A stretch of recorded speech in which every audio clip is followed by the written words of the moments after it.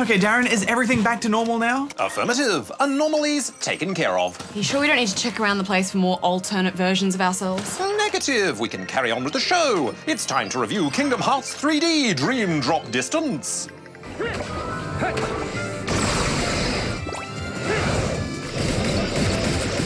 Dream Drop Distance puts you in the shoes of Sora and Riku, who are training with Yen Sid to become Keyblade Masters. We must be ready.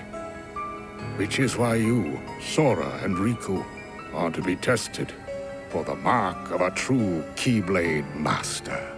I thought they were already Keyblade Masters. Yes, well, they have to do their training again, I think. We just accept and move on, I think. Okay. Anyway, the two are sent to various worlds that are caught in a deep sleep where they have to unlock their sleeping keyholes and bring them back to light.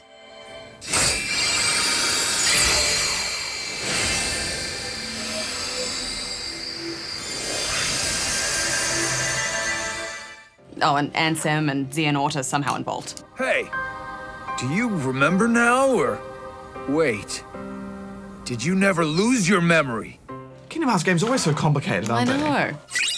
Even reading the chronicles that recount the story of previous games was confusing. These worlds that are in deep sleep have been invaded by Dream Eaters. Dream Eaters. That's a weird name. Not me, them. But they function the same as the Heartless or Unversed from the other Kingdom Hearts games. They're just fodder for you to plough through. You can craft your own Dream Eaters to fight beside you. It's a bit weird having creatures that look like enemies as allies, but they come in handy in battle, especially when you link or perform strong attacks. Yeah, but then the game tries to make them cute by allowing you to pet them and feed them, and I don't know, I just found it weird. I was fighting these guys and now all of a sudden I'm petting them as if they were cute little friends. It just didn't seem right. You can use your Dream Eaters in a multiplayer minigame called Flick Rush, and it's quite an entertaining distraction. But what I really loved about this game was the plentiful voice acting. Some of it was really cheesy. A little heart-to-heart might jog his memory. He's a program, Sora. Programs don't have hearts. And the bromance between Sora and Riku was a little bit overdone. Don't worry. He's with me, even when it might seem like he's not. Combat is still comprised of mashing normal attacks with the A button, as well as magic and other special attacks that you can choose. But there are now 2 new additions as well. They are reality ships, which can be activated when you see a pink marker. The effects vary from world to world. For example, in La Cité des Cloches, you ride a faith line, sliding between enemies, dealing damage each time you pass one.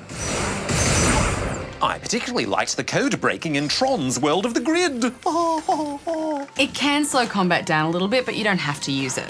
There is also flow motion, which you can use to move around the map quickly and perform special attacks. It definitely spices up the ho-hum combat of previous games, but Badge, as much as I enjoyed dashing around the place, it kind of makes all the platforming a little bit redundant. You can dash into a wall, then jump and then repeat, which basically allows you to scale any wall. I agree. There was this one part in Monstro's Belly where the game wanted you to hit these switches to flip the world upside down, go somewhere and hit another switch so you're on a higher platform. But I just flow motion jumped my way up, and that exposes even more invisible walls. Just make the walls higher or don't leave it open like that. There is now also a slowly depleting drop gauge that makes you switch characters or drop constantly. Whilst this does force you to play as both Sora and Riku, you could be in the midst of a boss battle and then drop out of it. But I did like the way you can play through each different side of the story for each world. Sora's story could finish with Mickey running to fetch some water. I'm in big trouble if I don't fetch it. Whilst Riku's would begin with Mickey's room flooded from getting too much water. A flood? Strange. It's coming from upstairs. And dropping between them as a way of making sure you play through both of their stories. I just wish the characters of each world would join you in your fight like they did with Kingdom Hearts 1 and 2. Here, there'll be a cutscene of Cora agreeing to follow you, but once you regain control, she's nowhere to be seen. And then in the next cutscene, she reappears like she never left your side. You sure we'll find Tron's source code here? I mean, I would have much preferred fighting alongside her than my Dream Eaters. I agree. Look, I know we're sounding quite negative here, but that's only because we've come to expect a certain level of polish from Kingdom Hearts games. And this isn't a great Kingdom Hearts game, but it's still a good one.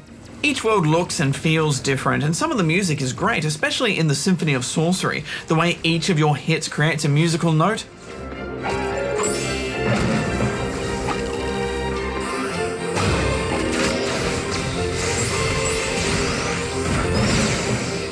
it supports the Circle Pad Pro, so finally we have camera control back. Oh, I can't tell you how much I've been waiting for that, Barjo. But anyway, we should wrap this up. Final thoughts? Oh, it just made me want Kingdom Hearts 3, but it's not bad, so I'm going to give it 7 out of 10. I'm going to give it 7 as well.